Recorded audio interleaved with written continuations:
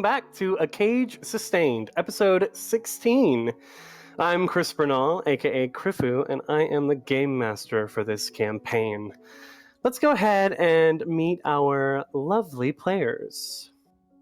Hi, my name is Liza. I play Confidence Bright, a halfling inquisitor and commissioner of the Corvosan Intelligence Agency. Confidence has just received an urgent mission, and while she spent some time away from the new members of her fledgling organization, is looking forward to rounding them all up and, seeing them again. Hi, I'm Sylviana, and I play Ivor Locks, the 17-year-old human aerokineticist. He is the official Sable Company representative to the Corvosan Intelligence Agency. He is also the head babysitter for the Sable Company. So in his downtime, he has been training Pim Endrin, the 10-year-old son of Commander Endrin, to be the deputy head babysitter. To be in charge of all poop-related duties when Ivor is away with the KIA. Yes, sir. Hi, I'm Pooja. I play Simran, who thought she was a human magus, but turns out she's actually a sylph. She has not revealed this information to the party yet, but we will see when that, or if that ever comes out. She went off on her own little adventure with the Plain Touch Society and reconnected with the group last week to go on the really important mission to save somebody who has been accused of killing the king. And so after reconnect with the KIA and going on that adventure, she went back to school and has been spending some time there with her at the academy with her old buddy Nassim.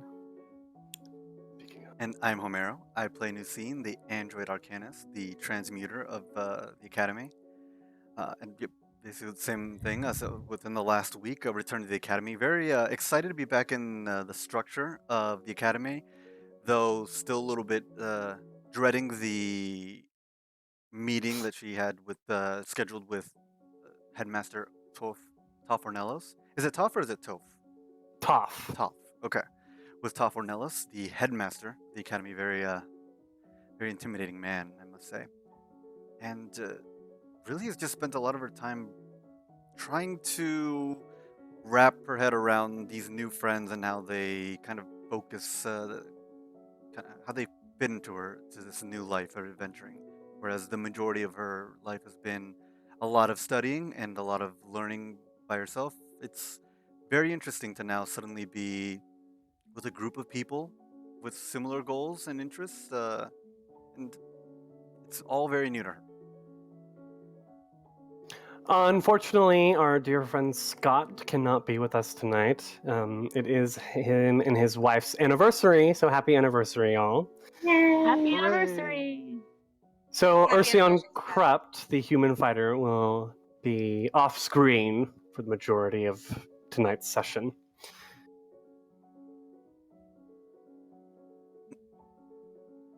I feel like y'all covered the recap pretty well. You're doing pretty good about kind of like inserting it into these little introductions. We Liza tried. started it. Yeah. Yeah. Well, she I has was to. vamping for time while you were gone. So So, we pick up almost a week later, 6 days about. Except when the camera opens, it's not the 26th of Erastus. And the way that you can tell this is because everything's in black and white. Ooh. It's January in Corvosa. Probably a good 6 months before the events of today. The month of Abadar, 4710. We're kind of panning along a familiar-looking street near the gold market. And there's a small halfling frame shrouded in a cloak, making their way through the fog and drizzle of the winter. As they come to a door that leads up to an apartment, we instantly can tell that this apartment belongs to Confidence Bright. No plaque as of yet outside the building.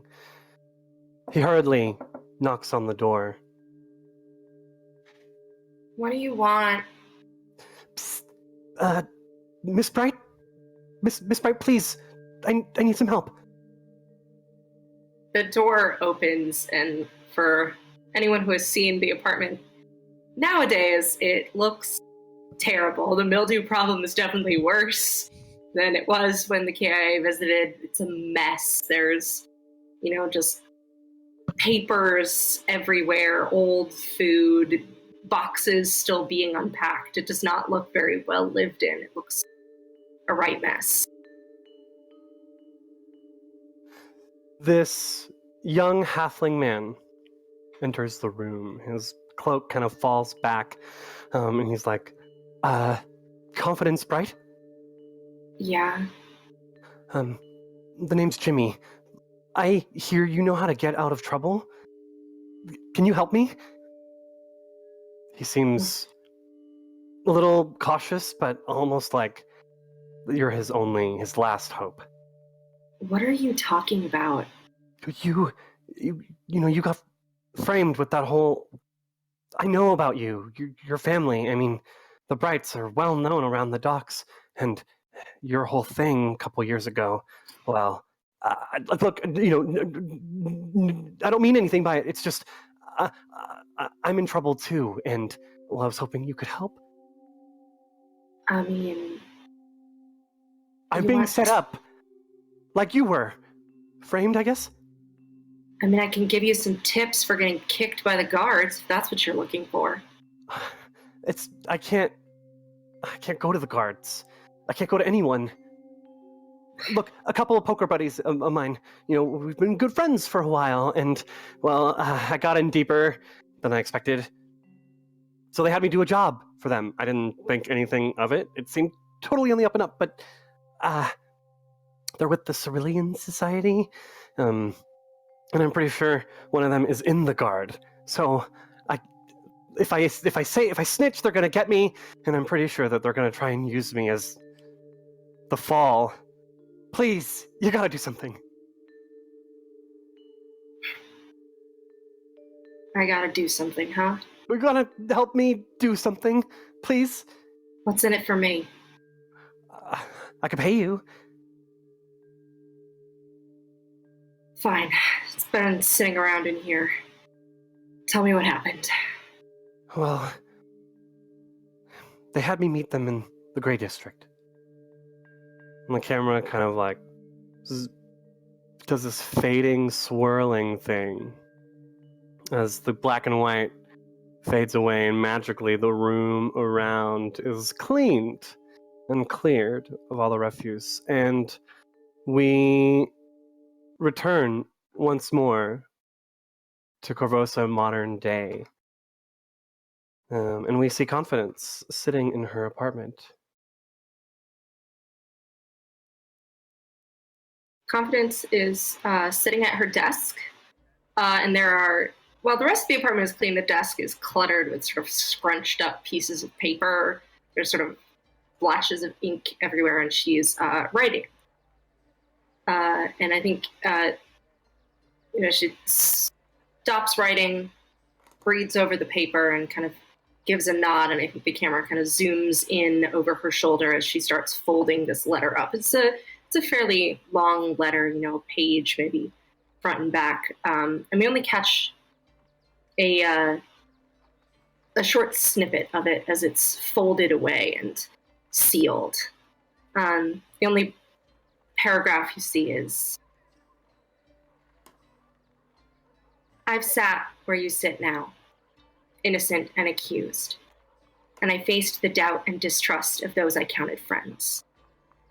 I had faith that justice would be done, that the law would put all things in balance, that I would walk back into my old life and nothing would have changed. I was wrong.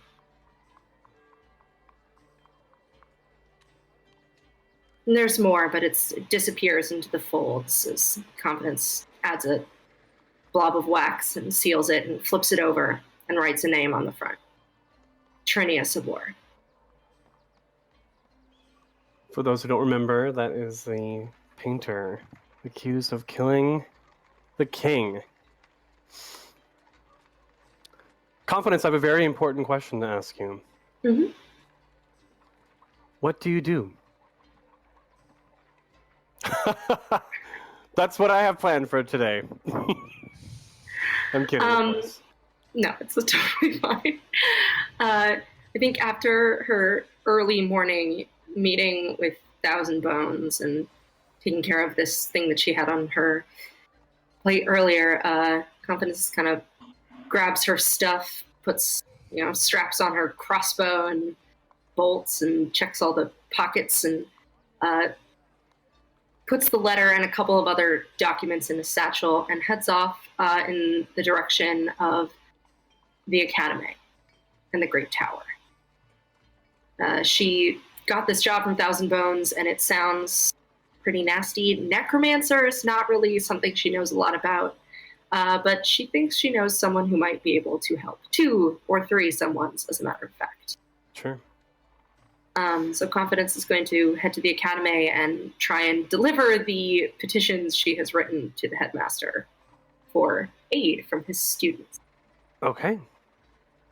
So as Confidence Bright leaves her home and office, the HQ of the Corvosan Intelligence Agency, the camera picks back up, zooms way, way up, and we can see the entirety of the city laid out on this little peninsula. Can you take us to the map, please, Homero?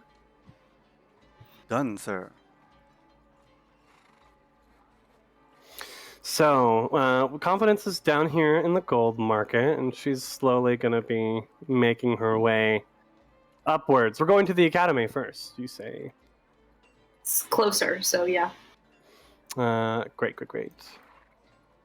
The city is still repairing itself in some ways. The people of Corvosa can move fast when paid efficiently and properly. But money's a little tight.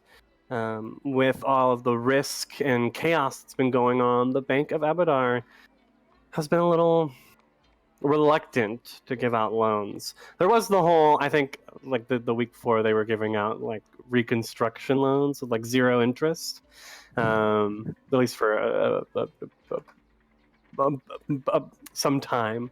But now they've held back and are taking on a more conservative approach. What are the interest at now, Chris? 6.4%. Okay, it's good to know. I just want to make Ouch. sure. Oof. Man. Should have got that. If I knew about finances, Yeah, I was gonna say we should have borrowed as much as we could back when it was 0. I know, right? Oh. Gotta wait for the market to stabilize again. Gotta wait for it to crash again, Oh, and right. then interest rates to go back down. All right. Okay, I like your thinking. We cause anarchy again. Buy land. Mm-hmm. All right, okay. Isn't that exactly what we stole letters to blackmail someone to not do? Yep. Oh, okay, so Look, we should I'm learn not from saying others' we mistakes. should do it. I'm just saying we could. If we're in a pinch, Yeah. I mean, Luckily, funds are flowing, so we're fine. We're rich. So, as the camera comes back down, we see the Academy. It's taking up the space of several city blocks, and at the top of a large hill, this great wall surrounds the campus. And the only thing that you can see from outside its walls is like the tip of the Hall of Summoning. This great big building in the center of the school. As we zoom back down into the quad proper, we can see students walking around the campus in their robes and outfits. Imagine like a lot of black with like crimson lines, maybe some silver embroidery, true Corvosan colors. We zoom up I imagine into the library, where we can hear her walking first before we see her. Simran coming around the corner. Simran walks in with a box in her hand, and she's a woman on a mission. She walks right past the other students and the tables, going straight to one particular alcove, which has been where her and Nusine have been studying for several years now. And she goes and, without a word, she just places the box in front of Nusine. Nusine's eyes sort of light up, and she's like, oh, "Great, okay, good. I've been kind of worried we wouldn't have this in time, but I'm going to see the headmaster soon, so this is, hopefully we can get some answers on these." Yeah. Well, it wasn't hard to get it from grandfather, but I'd rather it be here than there. Fair enough. Yeah. He wasn't able to get anything, right? I know you were gone for a few days, so okay. Well, he had other things to do. Oh, your brother, right? Yeah. Okay. Well, hopefully, Mr. Ornelas will have some more information on this. Headmaster Ornelas. We're on casual terms. He doesn't know that, but he'll learn that eventually. Mister is casual. Totes cash. And I assume kind of waiting for a little while, continuing their studies as Lucina awaits their appointments. After maybe like an hour or so, Lucina just kind of stops, kind of studying, and stares at Simran for a while, almost like waiting for her to like stop also studying. Eventually, Simran will notice the eyes, boring into the top of her head and look up. Oh, perfect. You're also taking a break. I was wondering, you kind of when you came back a few days ago. You came back with that necklace. You did you say that was your family's? Simran looks down at the amulet that's still around her neck, and she clasps it, and she says, "Yes, this belonged to my mother, and this is what I received over the weekend. It's amazing, and I don't know if you saw what it did earlier, but it gives me more. It doesn't make me stronger, but it makes me, I guess, harder to kill for a little bit. It's temporary boost, but my mother was a very smart woman to have this on her, and I feel like she would have wanted me to have it, and so I have it now." It's definitely impressive, but Lucine kind of doesn't really know how to approach it, the subject, but just kind of looks back at Simran and says, "Was your mom a necromancer? That's a pretty classic spell from the necromancers. Was she some sort of outlaw, mage, or something? I don't see a lot of necromancy out of all the items I search." I don't know. She died when I was really young. So, and Gramps doesn't really talk a lot about her. So, I don't know. I would love to know more, and I think I'm gonna start asking him more as time goes on, but I'm starting to learn that a lot of the things that I did think were true about my mother were not. So I can't. One of the many mysteries I have to solve, I think. Okay. But yeah, I don't know. I've never seen this before either. So, Well, my brother has taught me what little he can about necromancy. he's more of a religious man, and it's difficult for me to really understand how he can do some of the things he does. But a lot of necromancy, especially powerful ones, they're typically outlawed. Uh, I was just wondering if perhaps your mom was some sort of illegal mage. Maybe there would be records of her that you could find. I mean, the academy does have its like a school of necromancy, so it's not. Right. It's definitely not outlawed in Corvosa. Right. I just mean more like outside, like magical studies. It's kind of looked down upon, especially the more powerful ones. And from what Nusine grasps of Simran's mom, she seemed to be very intelligent. So Nusine would literally equate that to be more powerful.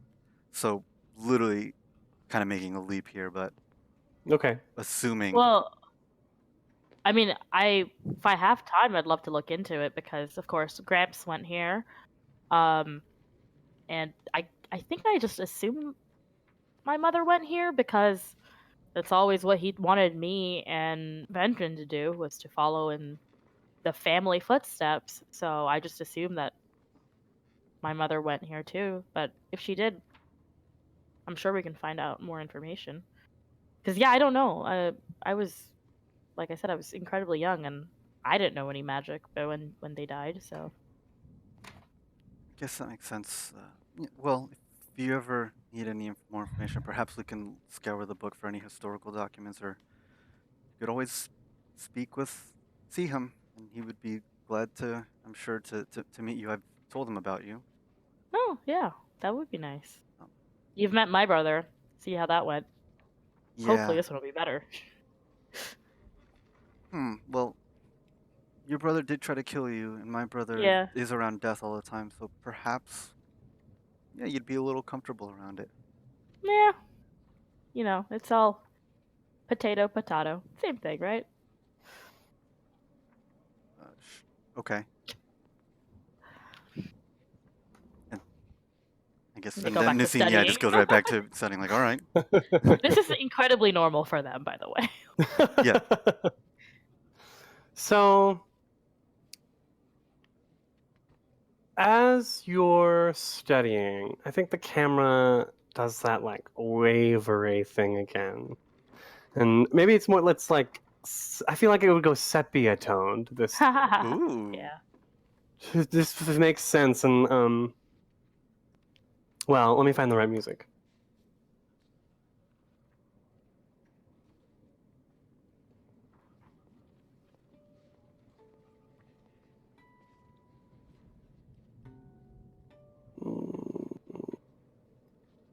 I'll stick with that. That's fine for now. We see the library and a whole bunch of students. It almost looks exactly the same, but in the same building. Oh no! We go. We zoom back out of the library, and it's still that sepia toned, but it's different. The weather, the season has changed. It's fall. There's dark clouds on the horizon. You can see the trees of the city have changed their colors. And we come back down into the Hall of Evocation. It's a large lecture hall. And I think we see Nusine enter in. Probably the last person to show up before classes started. Maybe.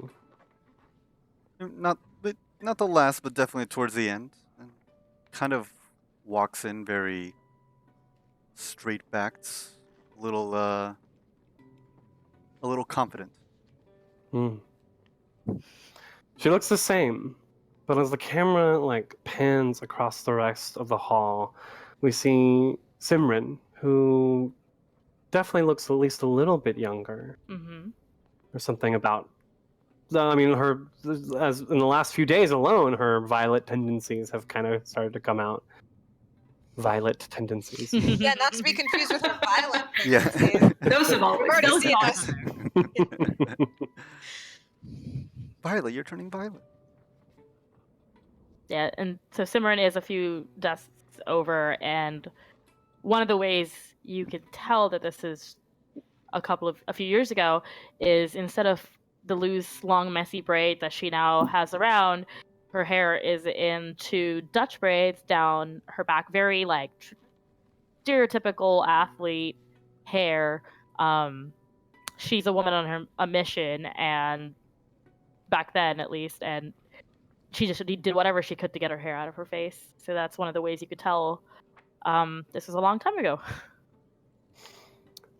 I don't think we hear anything. I don't think there's any like real audio. But from the way I understand it, like after class, I don't know. I'm having trouble. This isn't my this isn't my flashback. I'm not sure. Well, so Please take it away. Okay, so class ends. They go on to the next classes. Later that evening, Simran is very much like in present day. She is a woman on a mission. She is kind of going through the library, just looking left and right. Her hands are full with books and not a box. But she is really rushed, and she's not really making eye contact with the people around her. People who see her immediately stop conversations. There's a little bit of a chill in the air. You can tell that she has tense relationships with a lot of her classmates. But she finally spots the person that she's looking for, which is, of course, Nucine, and in what it is now familiar as their little alcove. And she just approaches and, in a very similar way, drops all her books in front of Nucine. Hey. Hey. You're in advanced evocation with me, aren't you? I think so. Everyone just kind of blurs together at a point. Yeah. Do you have a partner for the group project? No. A lot of the other ones, the other students, don't seem to enjoy my expertise. Simran just kind of pulls a chair out and falls into it. The other students are idiots. Thank you. Yes. Yeah, they're stupid. They don't know anything, and don't listen to what they say about me either. I'm Simran. Okay. Nucine. Nice All to right. meet you. I'm glad to meet not an idiot. Let's do this project. Okay. To be honest, I mean, I paid attention, but I don't understand why you'd read so many books to just focus on explosions and just. But so I don't know if you know more about this. I do. First, explosions are cool. And second, there's a lot of interesting things you can do with explosions that the idiots around us don't really think about, but hang around, I'll show you. All right. Well, hopefully we can at least be a little bit more careful. Every time not one of other evokers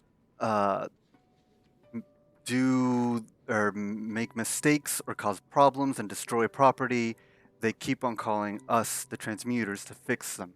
So perhaps we can be one of the few that are a little bit more careful and not these reckless children with somehow money to buy wands and cause explosions for no reason. Yeah, I've never needed somebody else to clean my messes, so I think we'll be okay. Excellent. Okay. Cool. Is that the first time we've ever seen Nucine smile? Throughout this entire campaign so far? No, when she saw that one person casting magic and then gleefully went after them mid-battle. Yeah, the brigands. I was going to say, anytime we've ever acquired a magic item. That person had 4 scrolls, guys. I mean, it was warranted. You made Ivor kill someone for those scrolls. Whoa. Nucine did not make anyone do anything. You could have held your action. Nucine does not take away your agency. Well, actually, no. She's never asked Ursion. I was thinking about this the other day. She's never asked Ursion if she could actually make him big. She's just done it. So, okay, Ursion has. Ursion can bring that to the scene for sure. So, I think it's at that point that we get to see how they first met, and there's more of that flashing forward. We're out of the sepia tone and into the full spectrum of colors once more. And I think we see Nusine getting up and heading to her meeting. Yeah, Nusine kind of nervously grabs the box. Says, just motions to Simran. Hopefully, I won't be long, but here goes nothing. You got this. And the thing is, like, Nusine never really questioned the relationship with Headmaster Ornelos until I guess it was like on episode 2 or 3 when Simran was like, that's not normal. Like, that guy doesn't just show up at people's houses.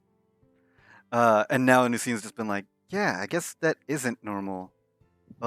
This meeting's probably going to be different than what I thought it was going to be. Like, so Nusine doesn't really know what to expect and just kind of nervously grabs the box, grabs her study materials, and heads to the headmaster's office, the administration building. Don't do that with your fingers. I don't like that.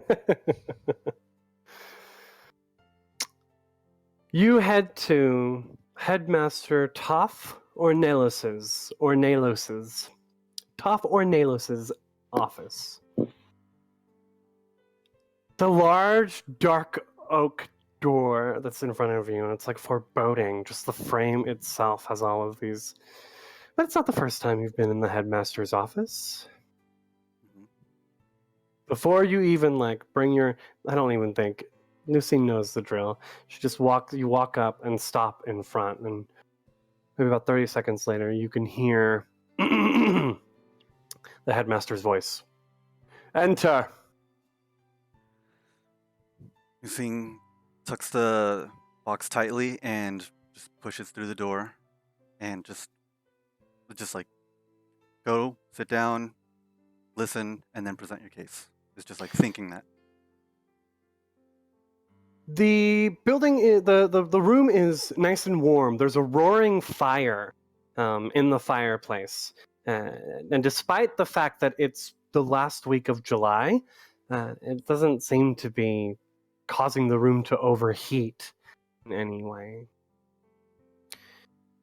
In his chair behind his desk is Headmaster Toph Ornelos.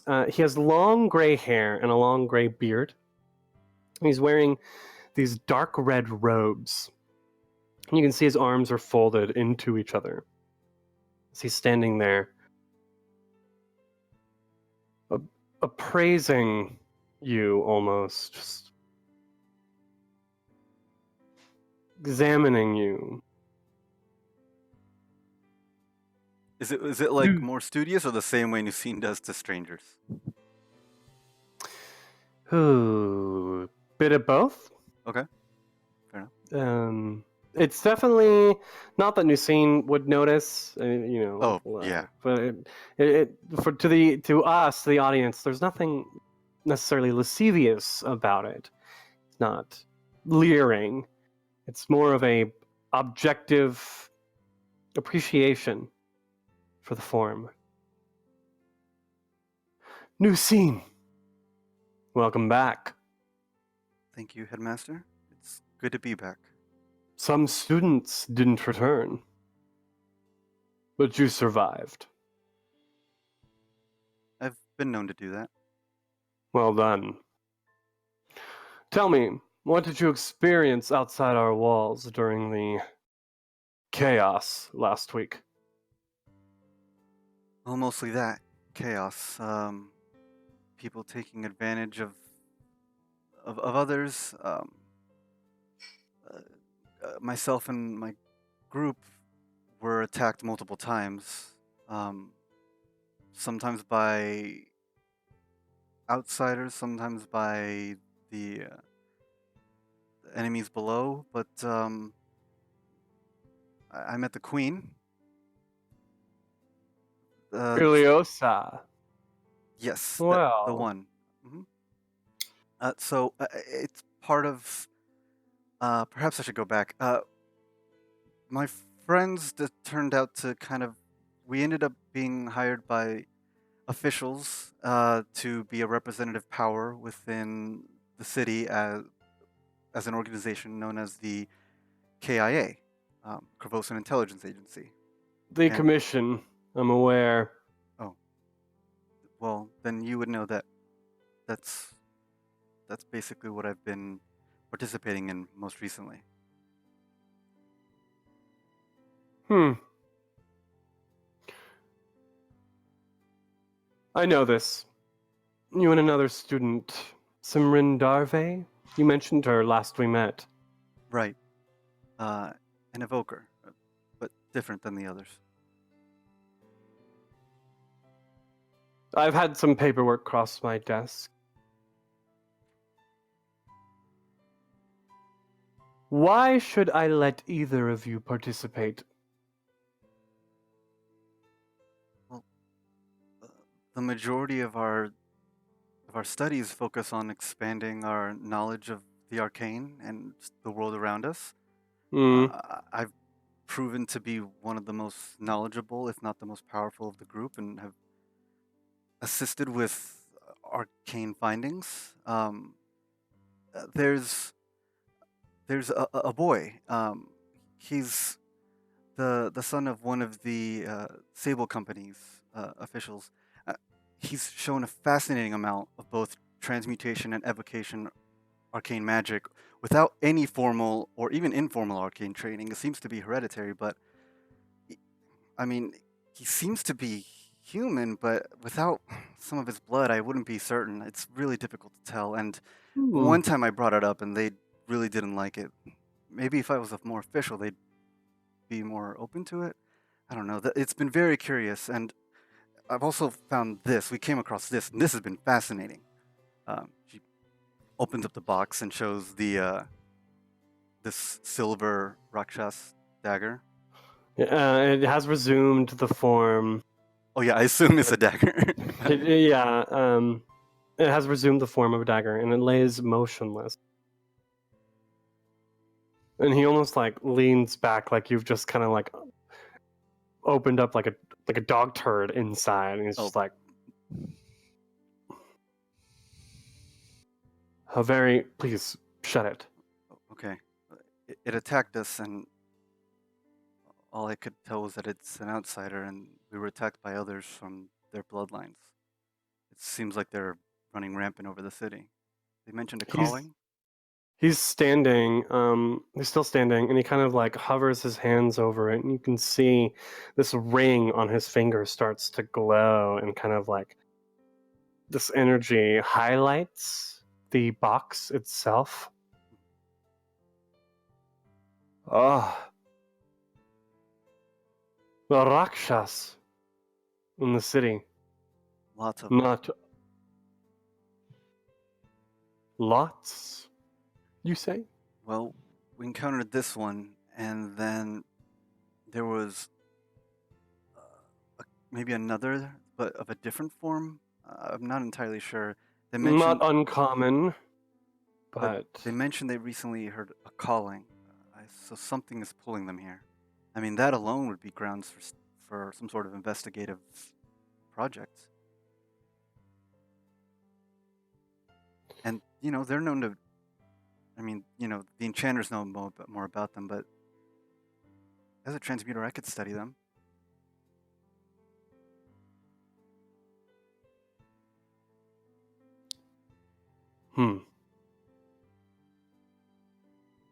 You, in such a short time, you speak of a boy with strange powers, and you capture a Rakshas.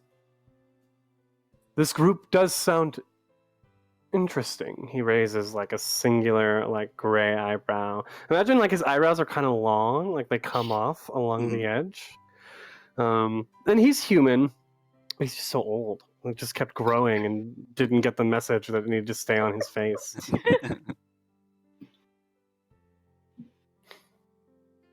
I wonder what more you could learn working with this agency. Still to give up 2 of our students. I know not this young Darve's grade history, or how good of a student she is. Do you think that this would take away from her studies? No, we've been learning from each other. If anything, I think that we've probably learned a little bit more outside of the studies, just through the finding of such arcane artifacts and creatures such as these. It's tested our knowledge more than a lot of the other projects that I've participated in. Her mentor, Master Deral, he's asked me several times for a program of some sorts like this. It's not something the Academy is interested in investing in. The do-gooders group just isn't in our best interests. That's understandable, but perhaps if I was there in a more of an official capacity from the Academy, I could, we could help utilize the group to further the, perhaps find arcane artifacts. I mean, just finding these within a few short days, I couldn't imagine what else we'd find within the next few weeks or months even. I plan on approving it. Do not worry. But I have one condition. Okay. You must both report to a sponsor, professor. Professor Vivana Datri. I assume you might know her. Newsflash, new scene. Yeah, motherfucking do. Okay. Uh-huh. How do I motherfucking do? She was your enchantment professor.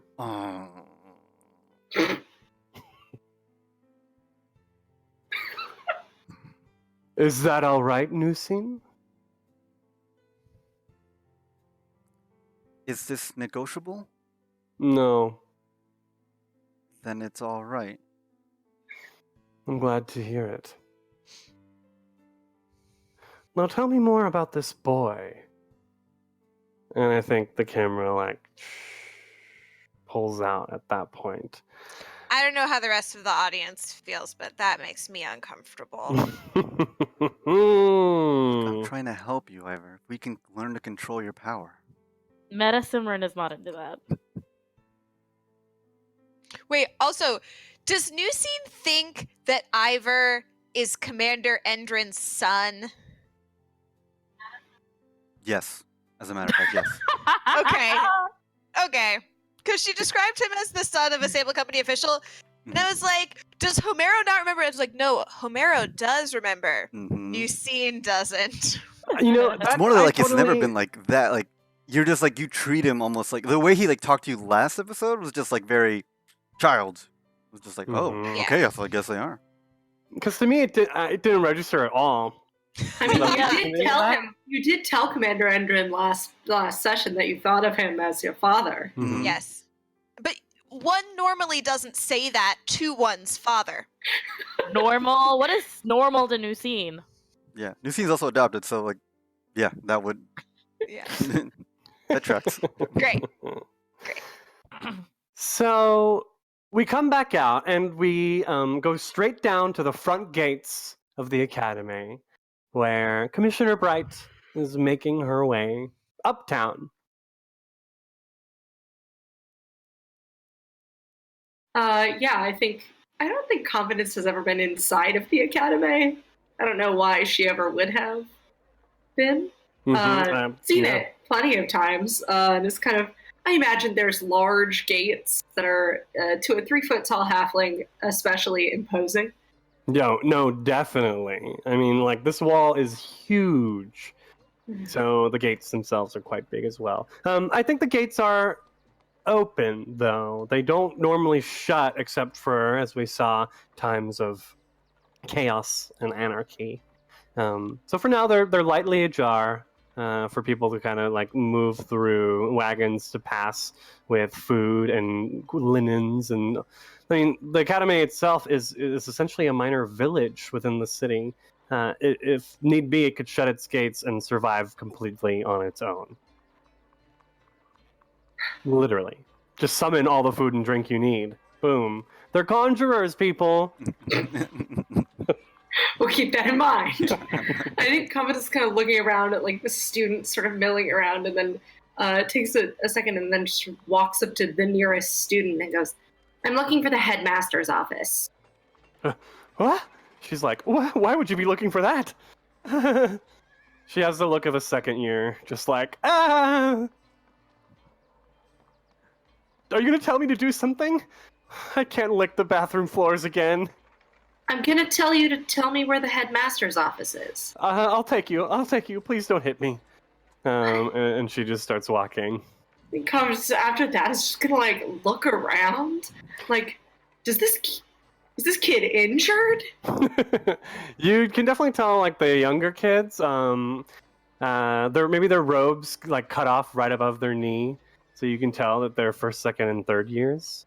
And then like as they're walking around, older students and professors alike are just kind of like barking at them, like, "Hey, what are you doing? Hey, come over here! I need to practice this spell on someone." Yeah, and they're like, "Yes, sir. Yes, ma'am. Yes, master, Mr. Professor. Blah blah blah. Anything." Moving Early on. life in the academy. I just wonder how Simran took to any of that. I mean, she got through it, but I really question how. I still think there's a reason why you're an evoker. You had a lot of pent up aggression you needed to take out. Just a scooch. So, who does Confidence run into? Simran or Nusine? Is Nusine busy talking to the professor? Is Simran running into Confidence in the quad? Flip a coin? Let's do that. Ooh. I don't know. I just demonstrated Simran running into Confidence in the quad. I think that has to happen. Hey, I couldn't tell who it was. I will flip my Paizo official Curse of the Crimson Throne coin. Nice. If it's a crown, it'll be Nusine will be leaving her meeting. If it's the queen, Simran will run into Confidence. Cool. It's the queen. So, All right. Confidence, you're following this student who makes an abrupt like left turn on all these paths that are just crisscrossing across the quad. You kind of like look real quick to see where they are, and then get knocked into from behind as someone didn't think someone would have stopped in the middle of the path. Hey, watch it. Whoa. Hey, Hi. what are you doing here? The headmaster didn't answer any of my letters, and I could use your help, so I was coming to see about... Oh, you wrote to the headmaster? Well, you expressed an interest in continuing to work with the KIA, so Yeah. I assumed you would probably need dispensation to leave your studies. Smart. Paperwork, not my thing. Do you want to go to the headmaster then?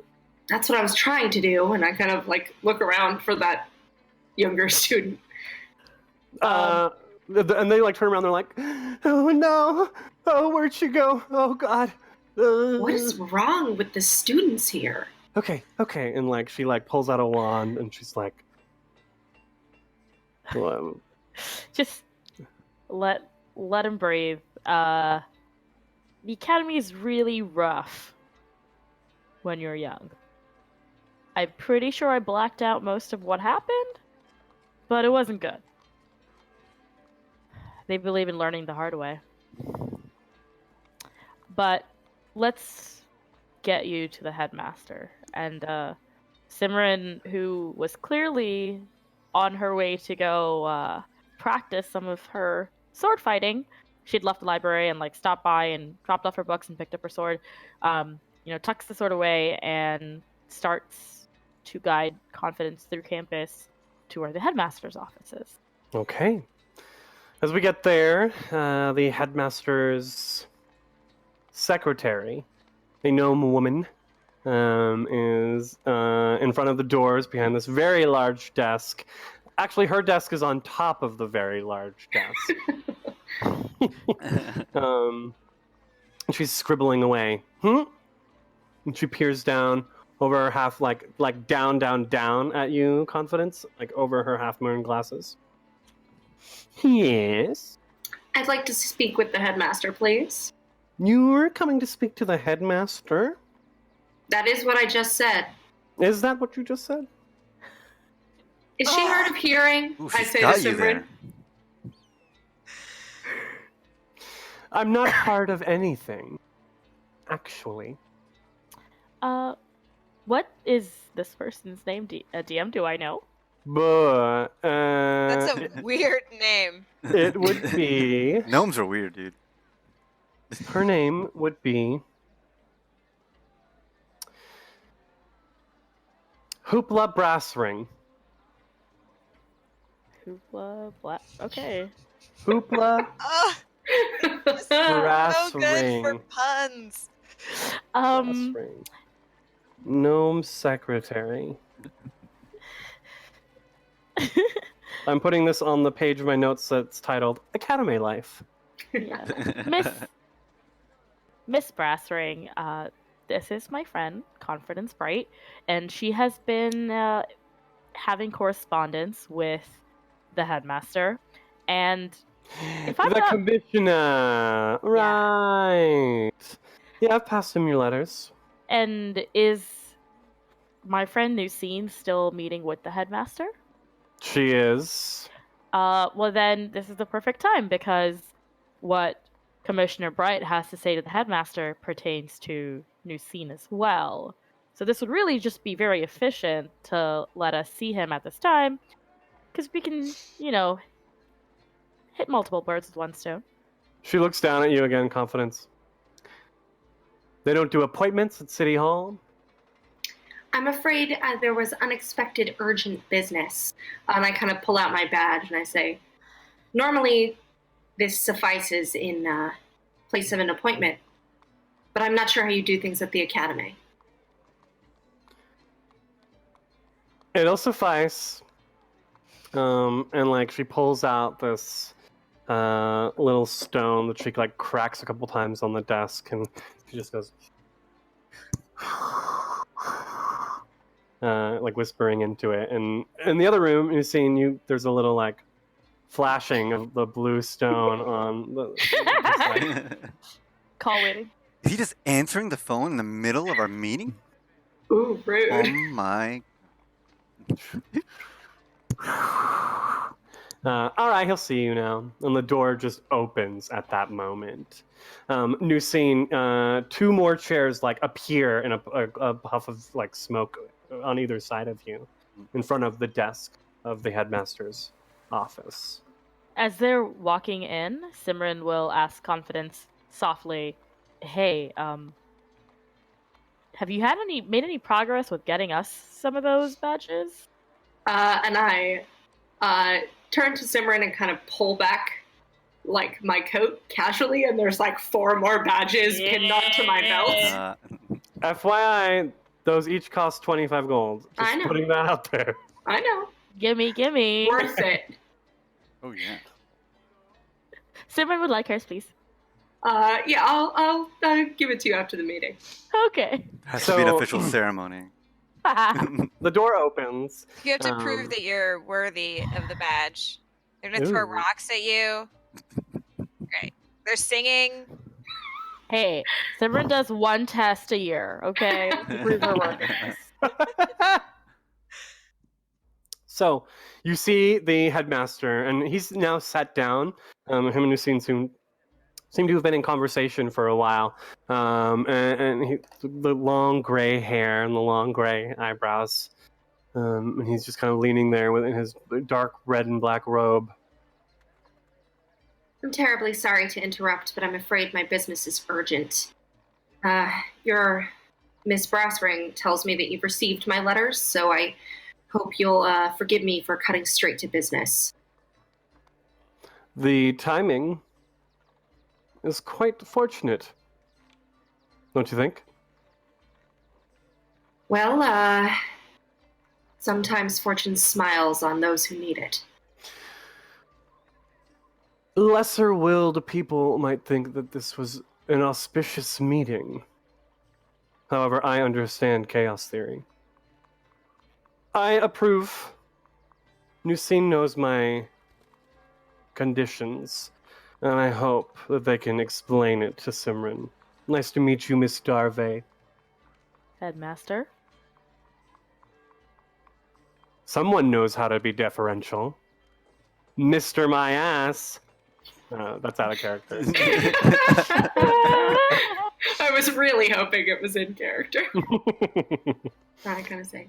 Well, unless you have further urgent business with your students, I'm afraid I must ask to take them off campus now. Oh, I imagine it must be fairly urgent. Well, neither of you have classes today, but I'm assuming you both do in the morning.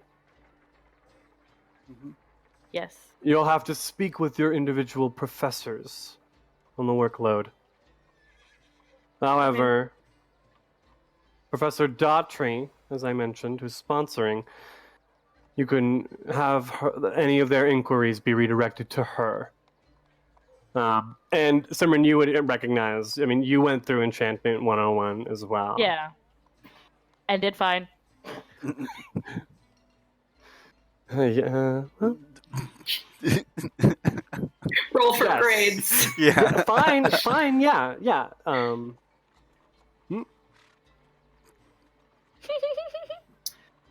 Yeah, so I think with business adjourned, Conference is just kind of turn on her heel and motion to Simran and Nusine and start walking as fast as she can.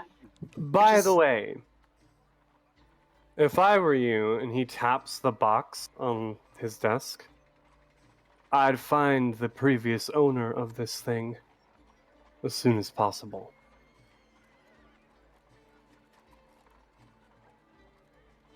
We're working on that. Commissioner, I'll be in touch if the Academy has need of your services. I'm assuming you are open to requests as a municipal agency. As long as it falls in line with our purview and the best interests of the city, of course. Noted. Thank you for your services. And please, watch over my students. I take that responsibility very seriously, Headmaster. Good to know. Thank you.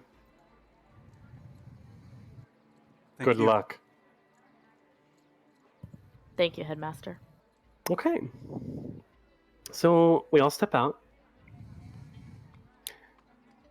And luckily, at that moment, Professor Daughtry herself is coming in. Vivana Daughtry is a Voudrin woman.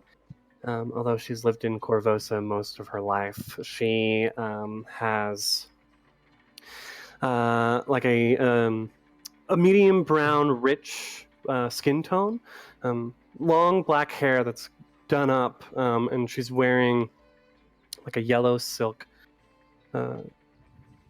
scarf over her head, like a very loose red linen robe, very much like a sari.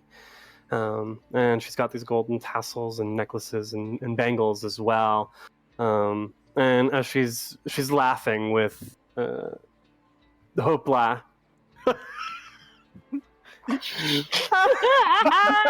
Hoopla!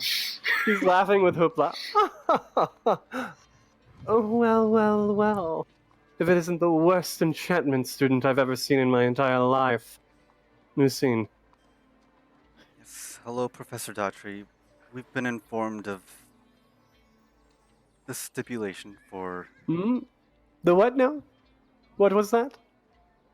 That's right, I'm sponsoring this little experiment.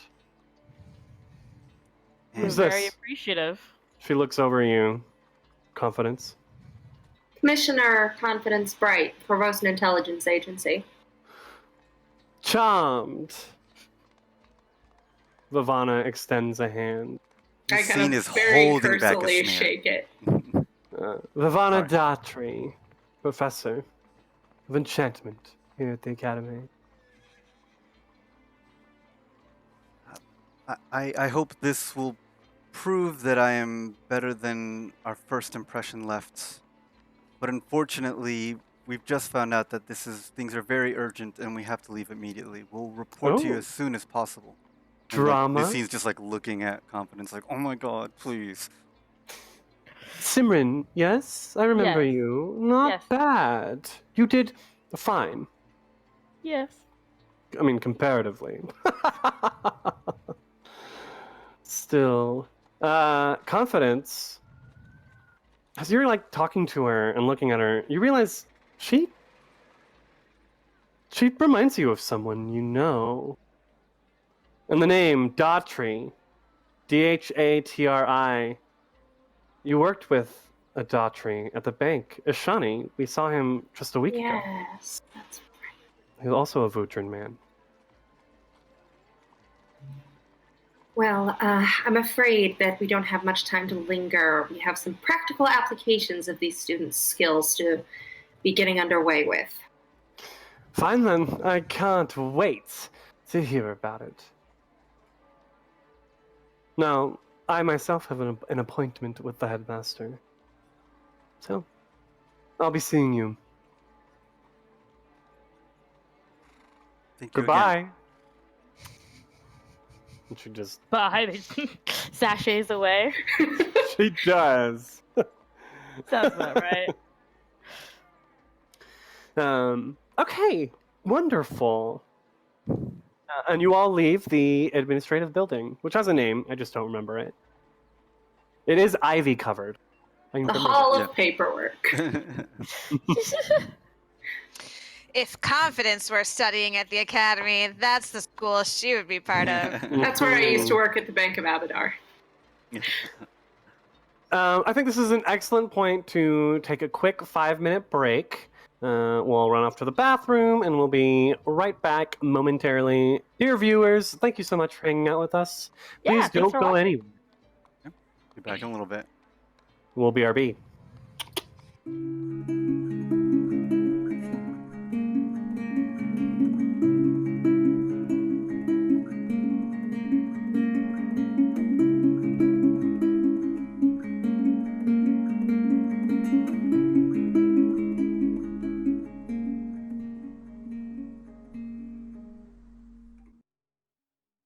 And welcome back to A Cage Sustained, episode 16, part 2. Confidence, Simran, and Nusine are leaving the administrative building in the academy and leaving the academy and making their way north, further uptown towards the Great Tower. As the camera zooms up and away from them, it zooms into the tower itself, where we see Ivor. He is with Pim, and I think they're changing a diaper. Oh, while I love that, can I do something else? Okay, go for it. Okay. Wait, can they get to the Great Tower? Can I just ruin all of your plans and do a totally different thing instead? Please do. Let's leave a nice long pause, and then you can start, and I can cut all of that out in the audio. Previously, he was showing Pim how to properly change a diaper, which is a very important skill for really anyone, but especially for the deputy head babysitter. Mm-hmm. But when the other members of the KIA show up to the Great Tower and sort of walk in and ask, is Ivor around? Can we see him? Someone who you find, maybe Henny, says, Henny hasn't been around lately. Oh, someone else. Oh yeah, I know Ivor. He's been in the archives all for a few days now. He seems to spend all of his time there. That would be Not sure what Idji, he's the doing. dwarf. He's in the archives. He's been in there for a couple days now. We're talking Don't know about much about it Ivor, myself. right? I know. It's the funniest thing. I didn't even But the know he boy's could got his read. head in the books. Can't make heads or tails of it myself. But, Is it all right if we go down there? By all means. You're almost official Sable Marines at this point. That went a different. That went far. That went east. Perhaps some of us are leaving a very good impression on Ivor. It's in the books. It's not for me to say. All right, Idji so goes we about his business. head down into the archives. Ivor? Yeah, so you walk into the archives and you see Ivor at like a big table, and his hair is like everywhere, and he has like one sleeve rolled up, and his shirt is like half untucked, and maybe like the buttons are mismatched, like he put the wrong button through the wrong buttonhole, and the table is just strewn with papers and maps of Corvosa. And you say his name, and he kind of looks up. He's like, oh, great, Confidence, you're here. Look, now, look at this map that I found. Now this shows the castle. This shows Castle Corvosa, but it's from 50 years ago. And if you see this spot here, and he points to like an obvious coffee stain on the map, it's like, if you see this spot, it was erased because it previously showed a secret tunnel underground under the castle. Now, if you compare it to this one, where Ivor, you can see... No, let her finish. are you still looking for the steward? The seneschal? Well, yeah, of course. But I'm so close. I mean, I just have to find the entrance. I really just have to find the exit to the secret tunnel. I don't even have to find the entrance. That's the beauty of it. I see what you're saying. Unfortunately, I'm going to have to ask you to put that project on hold. We have a very urgent assignment. Oh, right. Yes, important business, official, KA business. Yes, no, of course. I can come back to this. I mean, these maps are 50 years old. They're gonna last another few days, right? Absolutely. And I appreciate your commitment to tracking down that lead. Shows good initiative. Thanks, Confidence. Okay, let's go. I'm ready. Yes, I think we just have to Have get... you guys eaten? No. When was the last time you ate? Was it breakfast? What day is it? Sunday. Simran reaches into her robe pocket and pulls out something that's like bacon or something out of her pocket and just hands it to Ivor. Pocket bacon. Oh, Ivor like Pocket smells bacon. it. It's like, oh my gotta do it. god! And it's like, wait, for me? Just eat it. And he just like, oh, whew. Man, anybody else feel like a nap? No. Okay, important business. I'm ready. Let's go. Pocket bacon? Oh, Is this It's a a thing thing. I don't know That's the about? thing. oh, for Okay. sure. Here, not a nap, but how does a shower sound, Ivor? Oh. Yeah, why don't you, you know what? I'm just gonna do that. I'm gonna grab some more pocket bacon for the road, and I will meet you in the lobby, the courtyard, in like 15 minutes. All right. Are you okay to be walking around by yourself? You seem... If I fall, I will not take damage. Do you need an escort? No, I'm fine. I'm good. Don't worry. Okay. I got a constitution of 18. It's okay. How about we focus on food and Lucine cast prestidigitation to kind of clean up. Basically, just the last memory of Ivor. So you look like the last time you saw Lucine. So he doesn't have to shower. Right. Nice.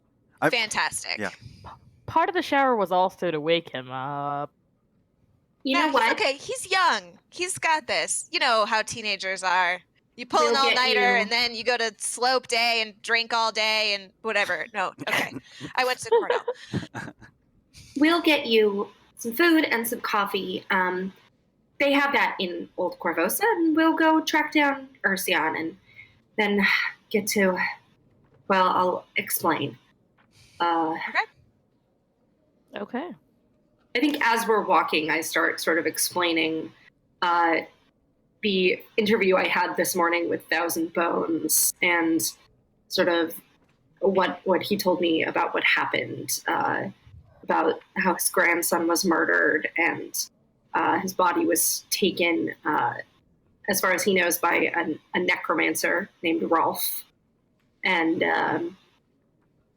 that if that body is not recovered and returned to the Shawanti, the unrest and the anger that they're feeling could turn into more widespread violence throughout the city, which we definitely don't want. And also that this family deserves to have the body of their grandson returned. And the leads that we have, I explain the vision that Thousand Bones shared with me of the mausoleum with the toppled statue of a gargoyle holding a sword. It's probably going to be a lot of legwork, and necromancy sounds pretty dangerous. It's not something I know a lot about. Simran, you seen any thoughts, insights, preparations we ought to make? Yeah, Seham could help us. He knows all about it, and he actually lives in the Grays. He's been a follower for Asma since I've known him. Local information would be great. Yeah, and necromancy's kind of his specialty. Well, the not terrible kind. Not like a standing army of undead kind. And DMS, someone who's just been in the mausoleum area for her parents during the time off, does what was described sound at all familiar? No, the Gray district itself is quite large. Okay. It in and of itself is its own neighborhood, with several different portions of it, making up essentially what are multiple city blocks. So, and it's separated into various types of fields. The area that Thousand Bones spoke of, I think, was more of the Potter's Graves section.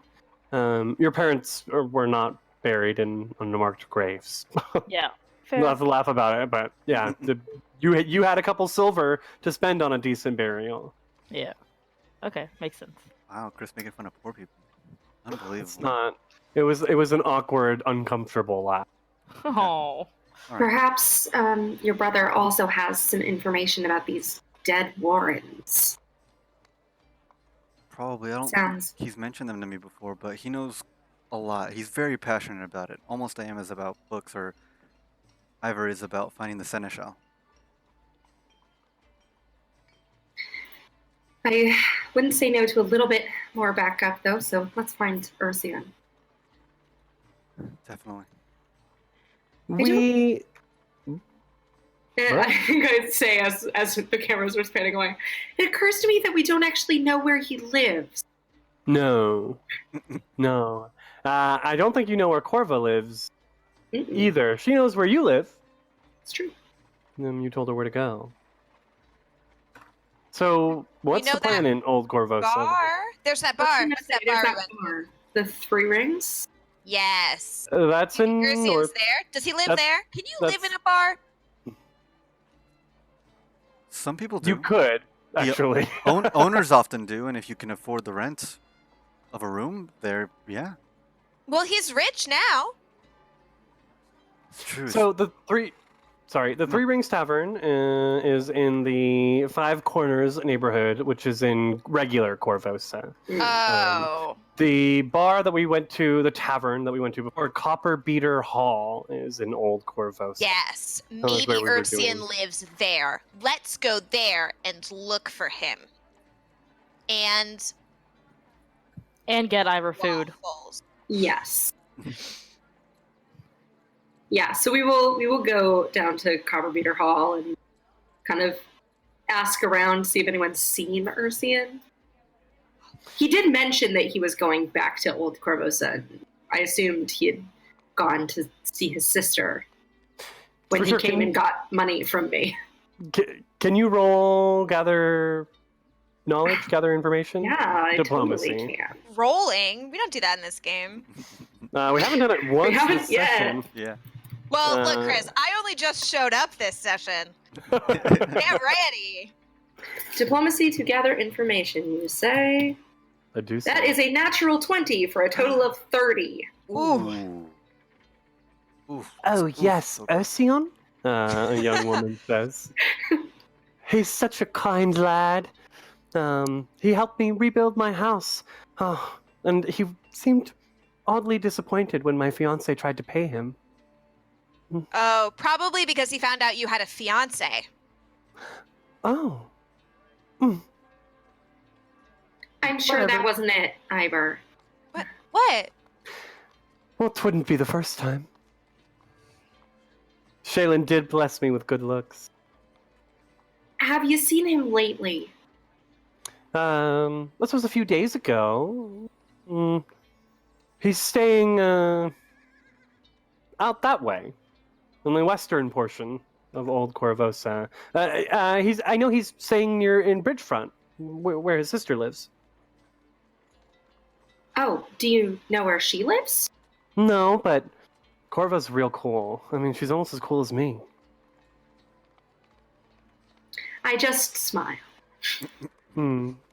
Well, thanks so much for all your help. No worries. Well, back to work. I'm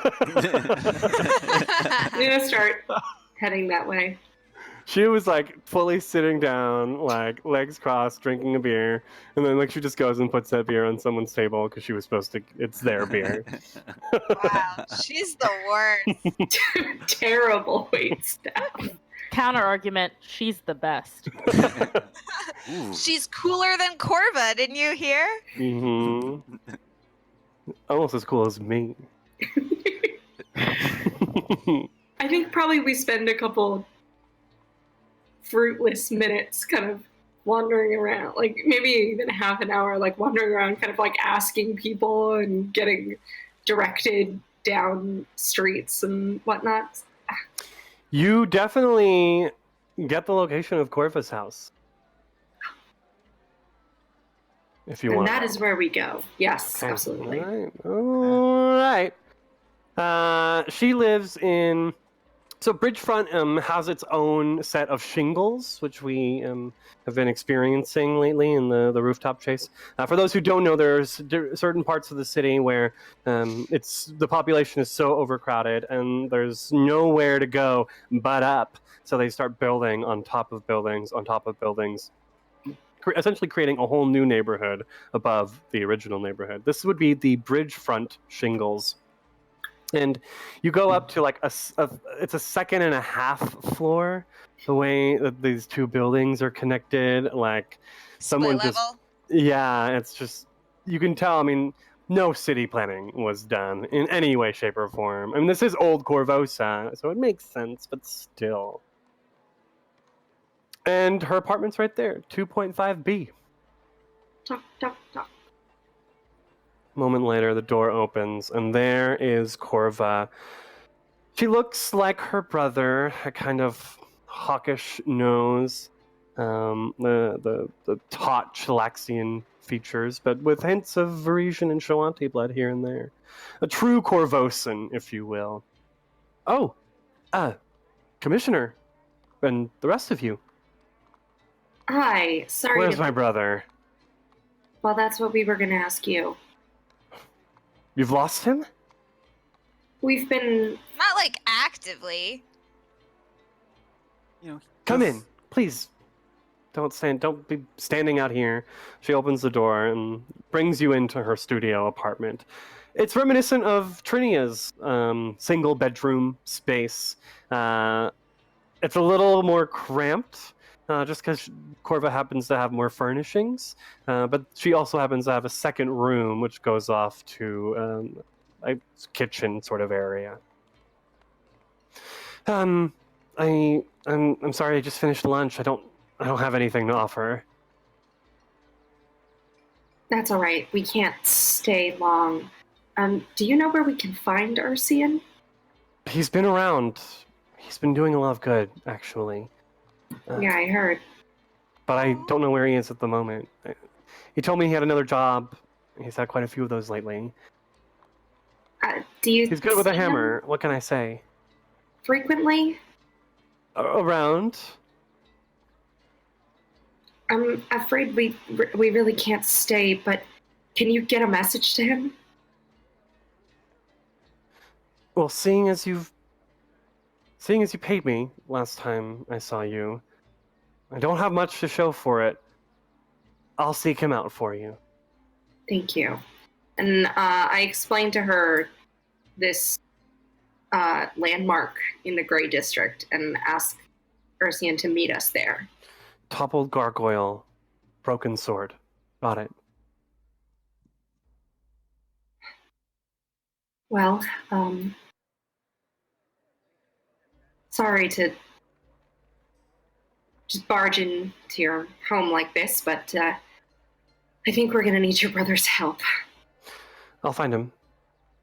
Thanks. Thank you. Okay.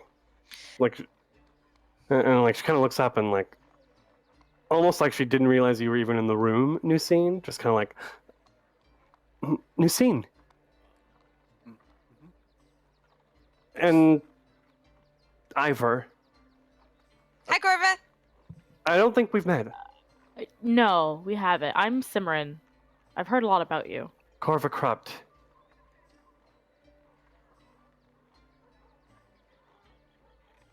She's Love your Ursian's brother. sister. Yeah. in case you didn't, because you guys haven't. Yeah, and I work with these fine folk in the KIA. She's just kind of staring at new scene for a moment. Yes, it seems like my brother. I don't know. He's changed in the last 2 weeks. As if we all haven't. He has improved for the better. Seems like being around some of these people does that. Is that what's happening for you?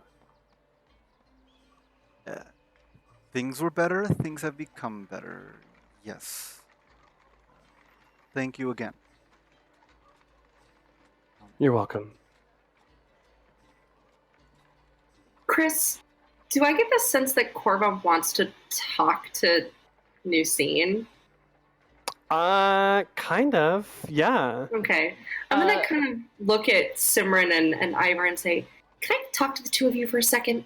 I'm kind of gesture outside. Where Simran is just like staring at those two and is like, wait, what? Why? What? She's like super interested. But she follows. Yeah, what's the emergency, Confidence? And I'm gonna pull them outside and be like, Corva wanted to talk to New Scene alone. Can you tell? Did I miss something? What's going on there? They know each other. How? You should probably hear it from New Scene. Complicated. Okay.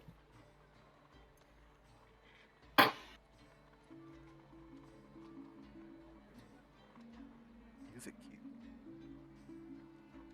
Yeah, that should work.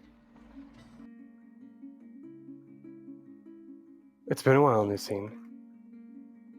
Corva goes and sits at like the table. It's a very small 2-person table, but she has one. Yassine kind of remains standing for a moment. Approaches a little bit, but just kind of remains standing, unreally kind of unsure of herself. It's like, it has. I still don't know. Sorry. No, it's okay. You go. I still don't know what you're doing with Ursion, Nusine. Not that I mind. I was just shocked.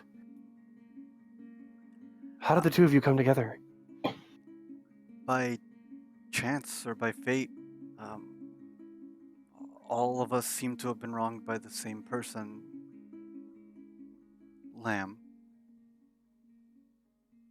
That's kind of why it's awkward to bring it up in front of other people. They all know Lamb. He's wronged everyone various ways. I don't. mm, To different extents, but it just happened to coincide that your brother was one of them. He never said his last name, so I didn't realize that you were related until I saw you at Well, the. what did you do? What do you mean? Why were you... How did this happen? We were Did, given. did he do something? Did he hurt him? Did Gadrin hurt my brother? No, Geedrim didn't hurt anybody anymore. We kind of took care. Well, his alligator kind of attacked him, and then we sort of finished up the job. Or it was the other way around. You killed him. Yes, as a group. He kind of confronted us. We were trying to help Ivor find missing children, and he had adopted them as little lambs, which you know he doesn't, Oh my god. and he died in the That's ensuing why battle. people have been avoiding me. They What do think you- I had something to do with it. Oh. Well, I mean, I don't know if we could take credit for it, but I suppose we can. I don't. It's not a bad thing. It's not a good thing. There's been talk. There's been talk out there. I didn't realize that he was dead, but I knew that his people were out there, threatening my neighbors. Yeah, we managed to. I thought he was looking for me again. No, it could be one of his other lackeys. We didn't take care of everyone, but it seems like the majority of his operations have stopped. So you shouldn't have to worry about him. It's a relief. I'm just so surprised. Yeah, it didn't make any sense. We were all contacted out of the blue. Again, it doesn't make sense, but we're somehow tied together this way.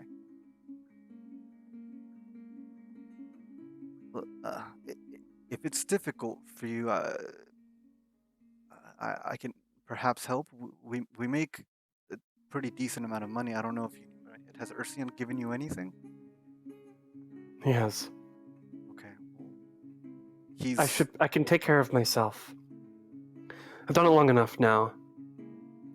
Well, It just wasn't news I was expecting to hear. It's more about repaying for you for taking care of me. That I don't think I would have returned to my current state if it hadn't been for your help. Again, thank you. I don't know how I can thank you more. There's I've just money never or- seen withdrawals affect a person like that before.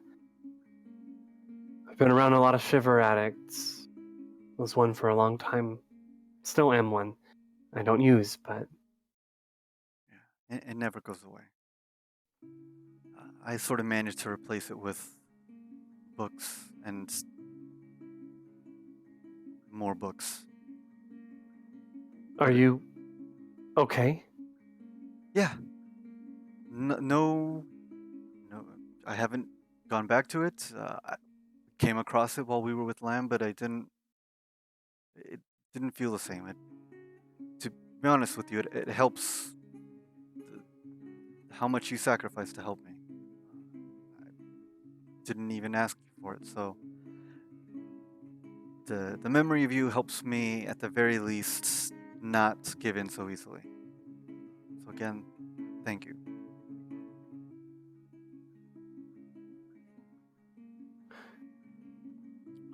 Ursion, oddly enough, is one of the weirder ones of the group, but he's doing well. He's really doing well. He's quite impressive in some ways. don't know how it's been between you two. I didn't really know how close y'all were, but apparently you're seeing each other on a fairly regular basis, so I assume These that's days. good. We didn't see each other for years. Well, it's only in the last few months that... Well... Anyway. Yeah. Thank you for telling me. Mm-hmm. He didn't. But I'm not surprised.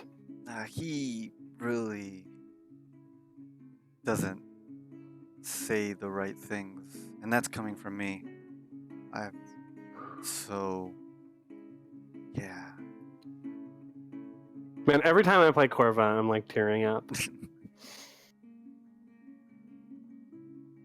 Just have a lot of emotions.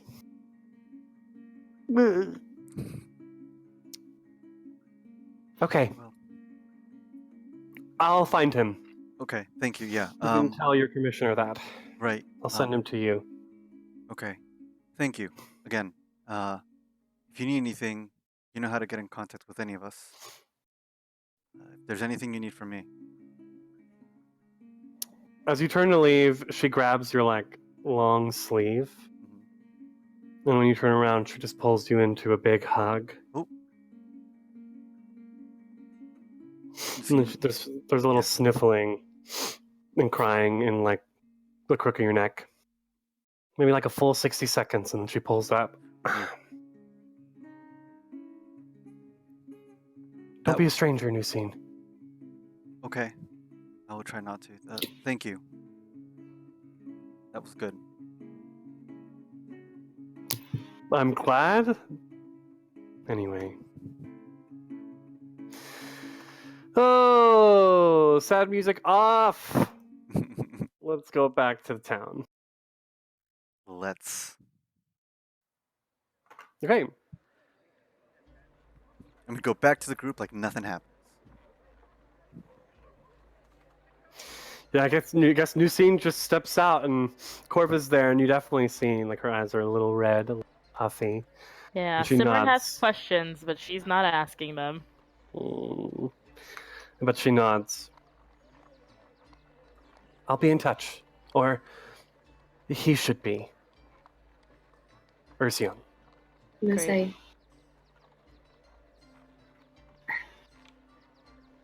thank you. Let's go. Bye, Corva. Nice to see you again. Yeah, nice to meet you. Officially. Peace. Okay. Corva So- actually invented the piece. Oh wow! It's because she's so cool. For cake, for Corva. I'm sorry. So we're in Old Corvosa, and we're making our way south? Mm-hmm. Down, down, We're crossing down. basically the entire city, right? Essentially, Bring up the map. luckily, there are many bridges that connect Old Corvosa and Corvosa. You'd think it would be New Corvosa, but it's just Corvosa. So you can see they call it the Narrows.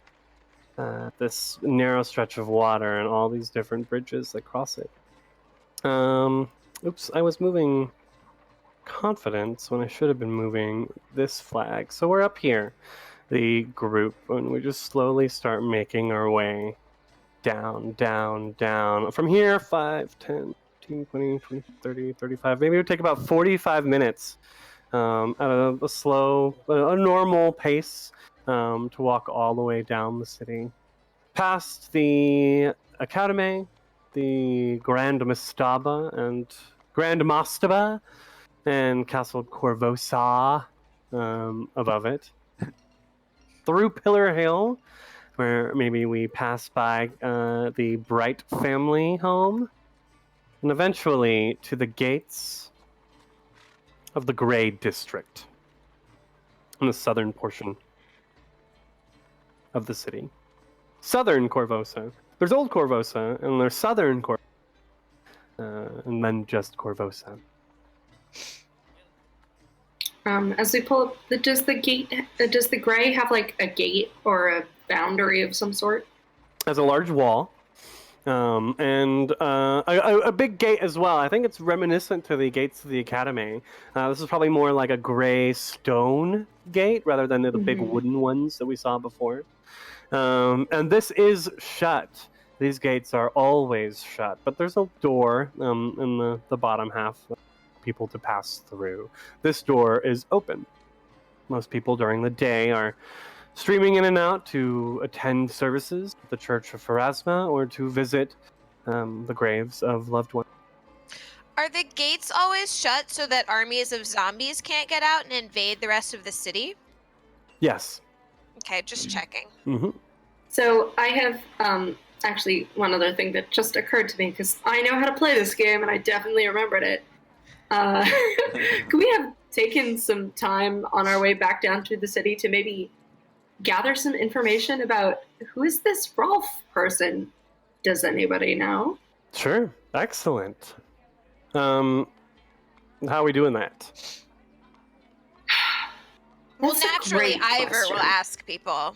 No, I'm just kidding. I'm assuming maybe we even like stopped while we were at the academy and like maybe looked through. Maybe we go back records? into the academy. Yeah, we could do.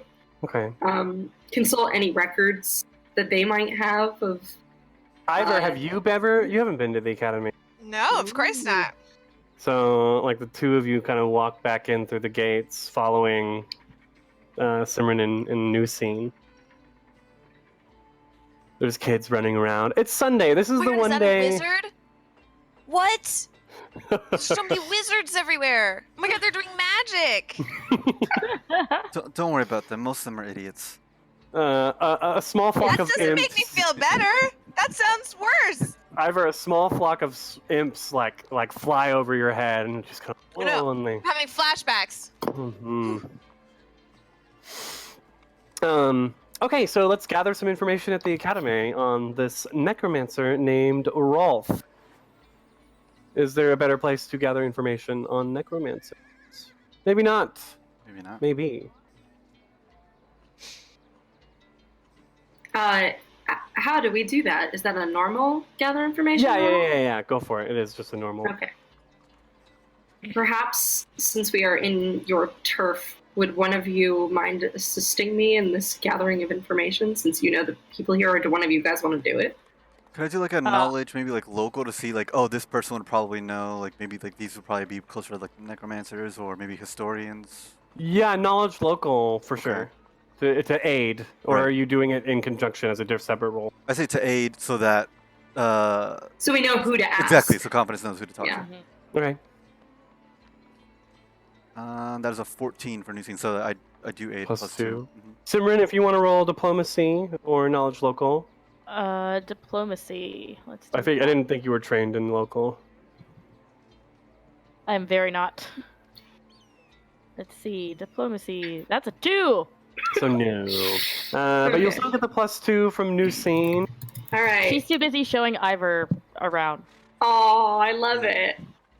I was like, Okay. wow. Turf. And that's where you took a class, and that's where you got stabbed, and that's where you stabbed another person. Amazing. Yeah. I love learning about your life. I rolled a 24. 24.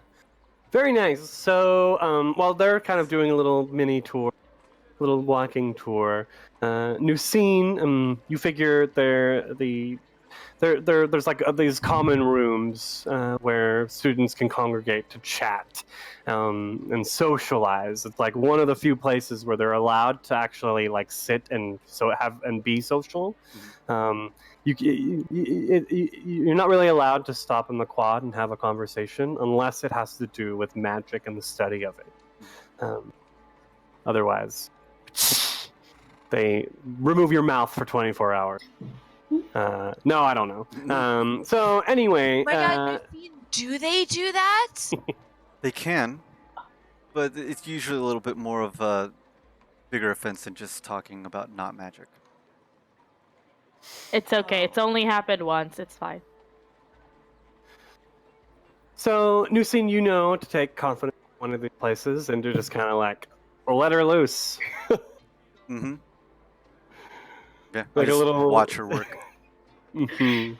Go off and do 3 foot tall, things. 3 foot tall, golden bunned dervish. Actually, so if anything, actually, no. Nusine being a member of the academy, knowing that a lot of students respect the academy more than like outsiders, would actually walk with confidence. Nice. Smart, Yeah, smart, she smart. would. Ivor always walks with confidence. Confidence, I know, right? Oh, What? man, yep.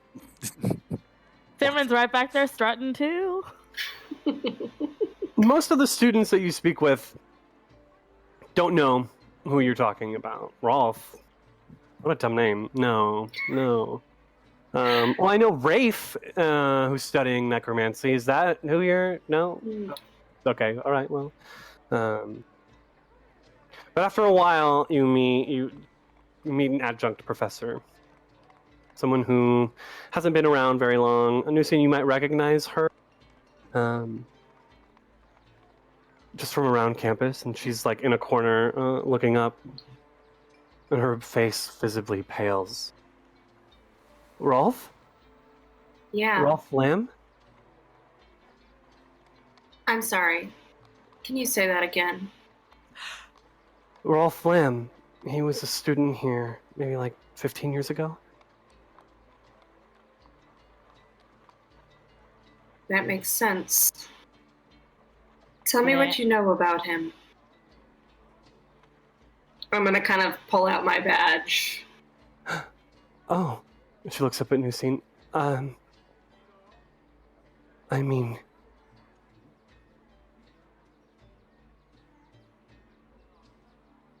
We dated. Briefly. He seemed nice. And well... I've never really been that... self-assured. But he had a dark side. He would go off for nights at a time, and eventually the Academy just expelled him altogether. Covered up his experiments. I mean, the Academy doesn't have a lot of standards, but even Rolf blew past them. How? There was never any real evidence, but he may have been procuring parts for his experiments illegally. Not that he couldn't have gone through the right channels.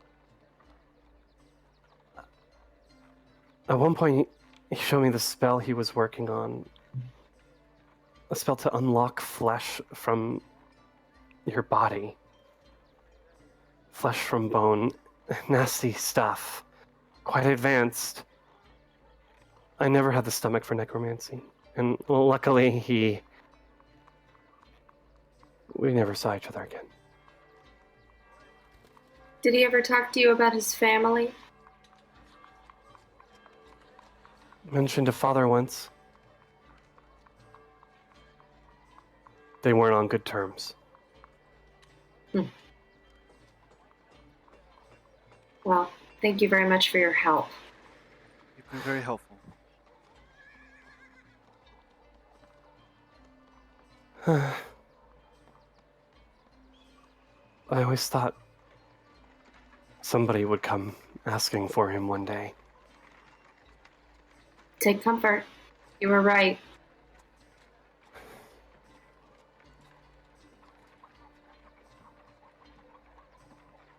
And she just kind of looks up at the two of you. Well, I won't be leaving the walls of the Academy anytime soon. Not if he's still out there. As we walk away, I'm gonna kind of turn to Lucine and be like, I don't necessarily feel like having flesh separated from my bones. Anything we can do about that? Well, I mean, it has some practical applications. But yeah, the probably best to avoid it. I mean, there's so many better ways of acquiring skin. I don't know why he'd need a spell to do it. You know, we can just apply for someone. We can get it if we need to. But that doing it involuntarily on people, that, like she said, that pretty much crosses the boundaries. Now, I don't know. Perhaps Helium has some information on how to prevent against that, but that's something that we just have to hope to avoid. All right. Well, and I think we fill in Simran and Ivor. I assume they were standing maybe a little further back. Yeah. Apply for skin? You just like order it? What? Wait. Are we not going to talk about the fact that this guy is named Rolf Lamb? He's almost certainly Gadrin Lamb's son. Yeah, that's weird. No? Nothing? I mean, any weirder than all of us being connected by Lamb together and being joined together by a dead woman. I know. Who we carry around. As you say that, I've actually like pulled out the Harrow deck and I'm kind of looking down at it and be like, this can't be a coincidence. No. I'm kind of like holding my holy symbol in one hand. You've spoken to Zalara multiple times. Can't you ask her if maybe she knew something about him? But not here in the middle of the square. Right. Maybe we could People get really go curious. to your grandfather's store, grab a little privacy. Yeah, I mean, or else we could also go up to one of our dorm rooms. I'd rather not have any prying Yes, eyes. we should totally do that. We're already here. We don't want to waste any more time, right? Yeah. Sure. Ivor makes a good Let's point. go to yeah. Simran's storm room. Well, New Scenes is closer, technically. Then let's go to New Scenes. Yeah, but I mean, New Scenes is probably like full of skin orders. Do you really want to go there? I don't think I want to go there. I haven't applied for skin in like a year. I mostly textiles and other materials. I have a strict 5-year statute of limitations on the skin order, so I think I'd rather go to Simran's room. What makes you think Simran has never ordered skin? Oh my god. Simran, have you... It's okay if you have, but... I'd rather know. Ordered skin? I just don't say anything. I just put my arm on Ivor's shoulder and like lead him down the path. It's okay. Don't worry about it.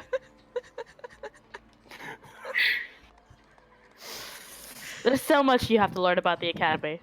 It's okay if So you we have, go I to just- no. Simran's room? Yeah. New Scenes, Yeah. I think. Either way, it doesn't No, matter. I'm pretty sure Ivor got his way. That's And what we're it going to sounds like. Simran's. We're going to Um, Simran's room. Okay. And we pull out the Harrow deck. Mhm. Yeah. Da, da, da, da. And the diamond. Zalara, we need to talk to you. Let me shuffle this thing. Shuffle. I'm gonna shuffle it twice. Harrow deck. From the deck of cards, a spiritual form, almost gaseous, tends like swirls out and up. And the top half of Zalara forms. She's got she's pale with like long dark hair and a very colorful head wrap. Hello, everyone. It is good to see you again. Good to see you too. We've received some information that we were hoping that you could help us understand. I will We try. were asked to find a missing body of a dead man. And we've discovered that the person who has this body is a necromancer named Rolf Lamb. We suspect he's Gadrin's son.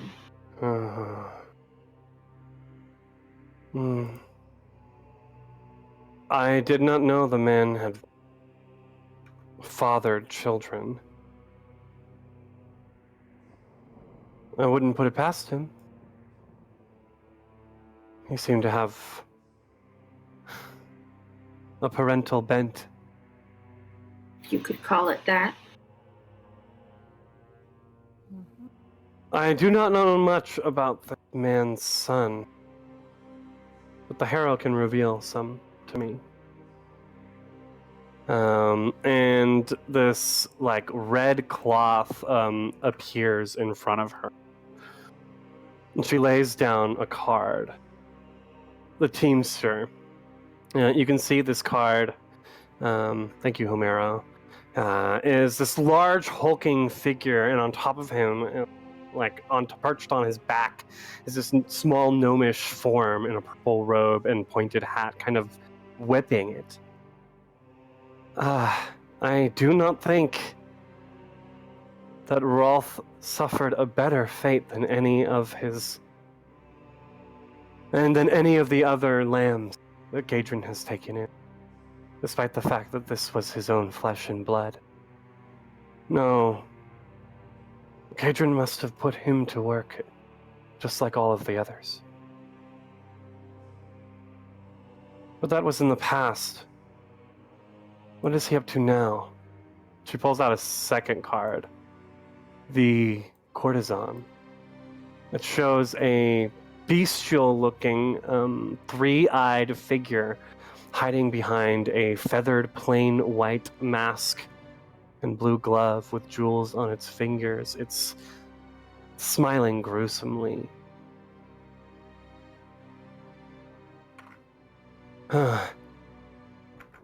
Rolf.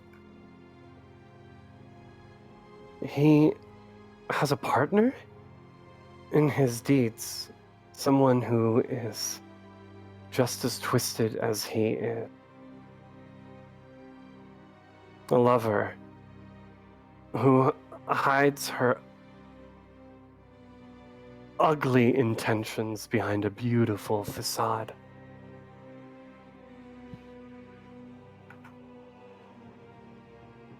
But this also says to me that Rolf is playing some sort of con, hiding himself. I do not know if he will be easily found. I want to draw one more card for the future.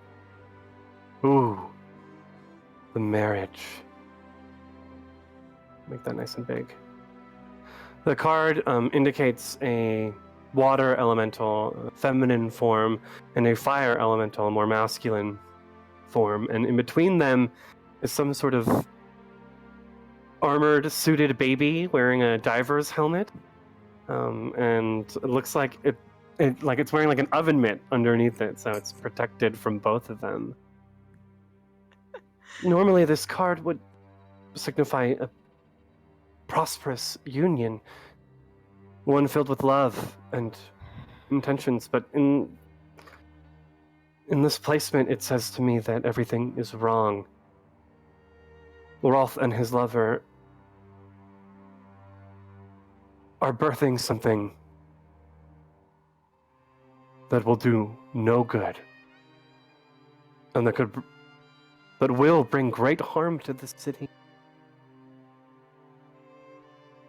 But for some reason, I think it's more than just him. This represents a union with something greater than him.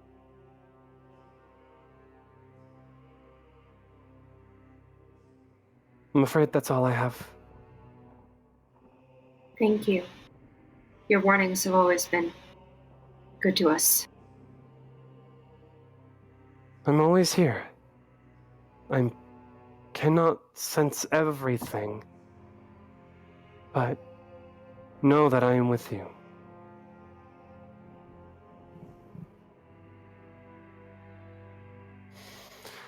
And if that's all, she she doesn't even swirl back into the cards. It's just a breeze comes and like blows her smoky form, and it's just mist in the air, all the color gone. Does it blow the cards back into the deck, or do we have to? You were holding the deck that she was coming out of, Uh-huh. and she was laying like ethereal cards. Cool. Yeah. Solara. Chris, you are looking like Solara right now. A little For bit. real. Ooh. Ah. Also, he's slowly returning to normal. Yeah, oh my, and there it is. Oh my god. Oh my god. The production value this episode, people. It is incredible. Yeah. We put all our budget into That's right. Yeah. We did it. It was Yeah. totally on purpose. That was perfect. So, if I may, we're coming to the end. Mhm. I think after. Well, is there anything to discuss after that?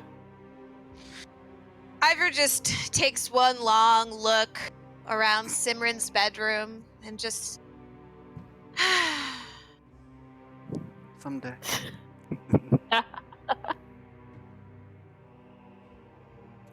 And I've seen, Simran goes through some weapons to figure out what to pack and probably talks to Nasine quickly about bells.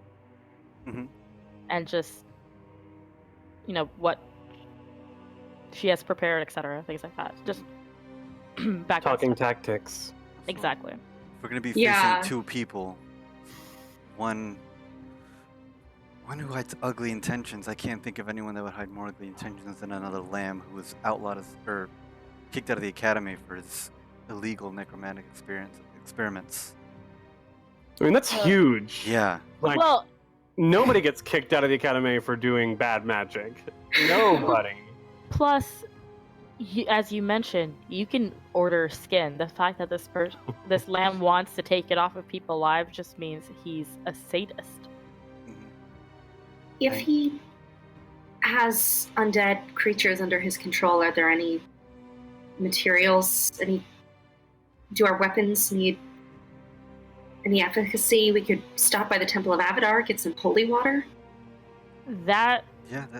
probably is a good idea, because divine magic is, from what I know, divine magic is the best way to fight, right? The Temple of Pharasma would have it as well. I mean, It's true. Perhaps your brother can help us. yeah, I mean, the clerics of Pharasma have to deal with undead all the time. I mean, graves. I mean, think about how many people are buried with unfinished business. It's a regular thing having to put them to rest. And perhaps knowing that someone is operating in their territory, they'll be inclined to supply us with these resources. I think so. It's worth a shot. Then I All right, think we let's need go. to speak with your brother. Okay. I'm sure he'll be excited to meet you all. I've talked to him about all of you to him, and he's excited for me. I'm excited to finally meet him. So, we leave the academy and head south. Now, we're at the gray gates of the gray. Hmm. I'll cut that part out if I can earlier. That whole scene was a flashback. Yeah. Speaking of flashbacks, as we cross through the small door of this great gray gate, we see laid out before us a large graveyard surrounded on all sides by this great tall wall. Off in the distance, you can see the Cathedral of Pharasma. Again, the Gray District is quite large, so if you look, you can see the wall, far off, but it's hard to see all of the specifics. And of course, there's plenty of trees and foliage in the way. But as we come through once more, this fade comes over the camera, and it's night, and we're seeing things again in black and white. Confidence. It's Abadar, the month of Abadar. 6 months ago.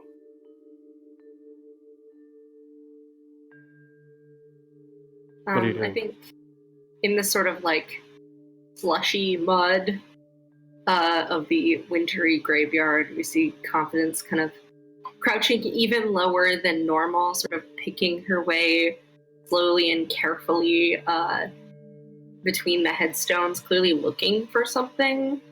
Every so often kind of stopping and looking at signs and footprints in the mud and sort of following it and stopping and listening intently. She can't see very well in the gloom of the night, but she doesn't risk lighting a torch or a candle or anything like that. She's listening for voices. She's heard this is where the smugglers from the Cerulean Society are, and if she could just get some evidence to support Jimmy's claim. Indeed, the soft sound of voices from afar starts to filter into your ears. As you get closer, you see two people talking, and one of them is wearing like a big dark... They're both wearing hoods and cloaks. It's cold. But maybe the way that the starlight reflects off of some of the patches of snow under one of the figure's cloaks, you can make out the uniform of the Corvosan Guard. It's very clear. They're talking about smuggling. Yeah, so here, and he hands him like a note, like hear the rustling of paper. These are the guard routes for the next week, huh? Perfect. Just shoves it into his pockets. I think at this point, Confidence is like trying to get a little closer and like see their faces, but trying to do it without being noticed. Mm-hmm. Just sort of like, I think we see this conversation, and then way in the back, you just see like a tiny figure like combat rolling from tombstone to tombstone and like peeking around the sides, like trying to get into a position where she can see specifically the guard's like face. Without being noticed herself. I see it. You're coming around, because you saw the uniform, and then it's like, where, how, and you roll, and you just feel like something sharp and knobby under your knees as you like bump into this gravestone. Just rolled a little too fast, a little too hard. What was that? They both look up and are looking around. I think Confidence looks anything but just at the moment, just confident. This look of terror. She has no weapons on her, maybe a set of brass knuckles in her pocket.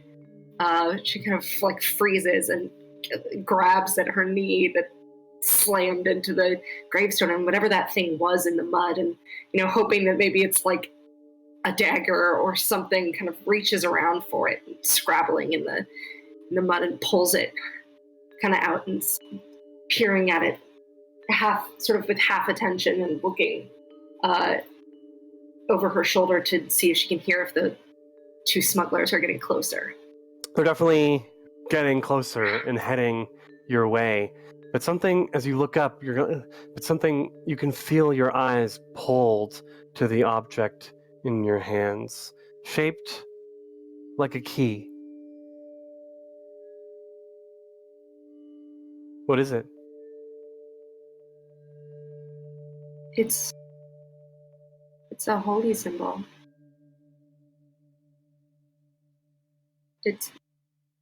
It's my holy symbol that I threw in the harbor 6 years ago. The edges of it are maybe rhymed. Is it too obvious to think there are barnacles on it? It's oxidized, it's rusted. There's salt encrusted on, like, in the crevices of this symbol.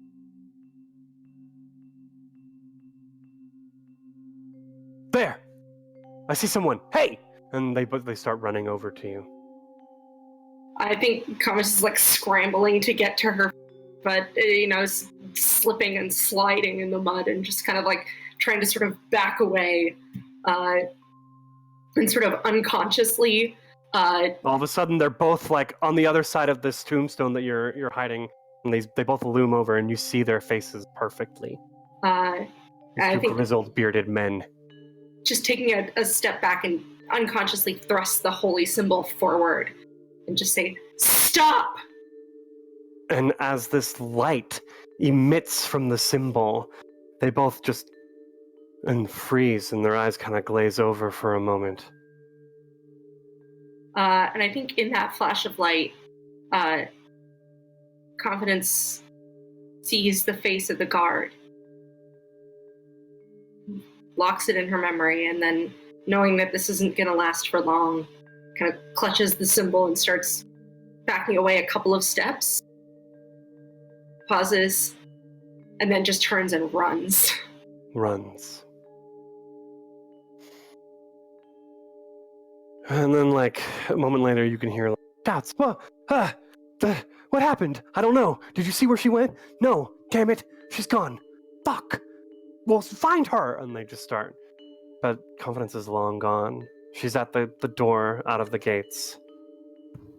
And away.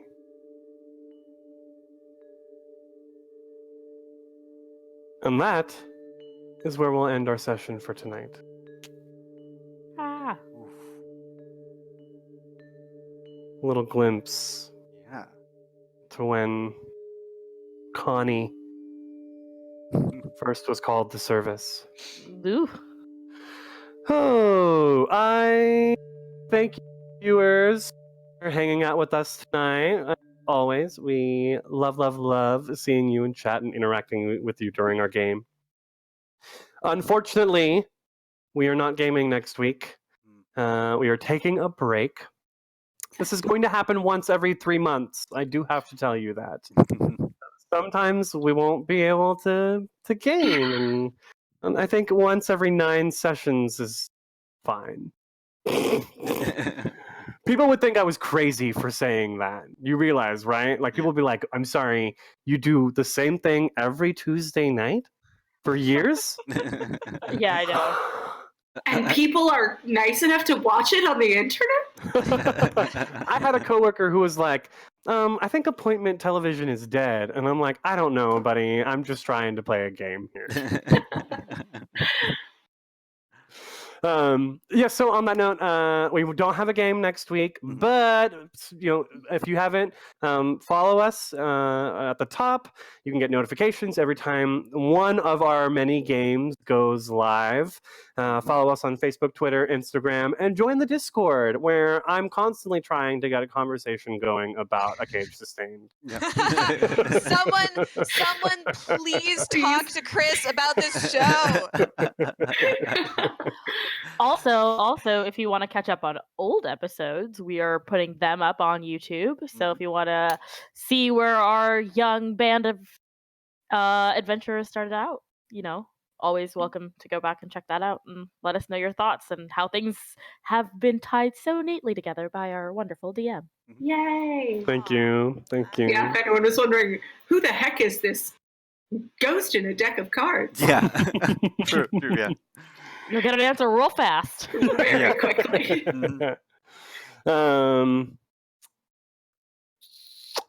That's it. Yeah. Yep. Thanks, everyone. Thank you. Thanks, everyone, for watching. Y'all have a See good you in night. 2 weeks. See you in 2 weeks. Bye. Bye.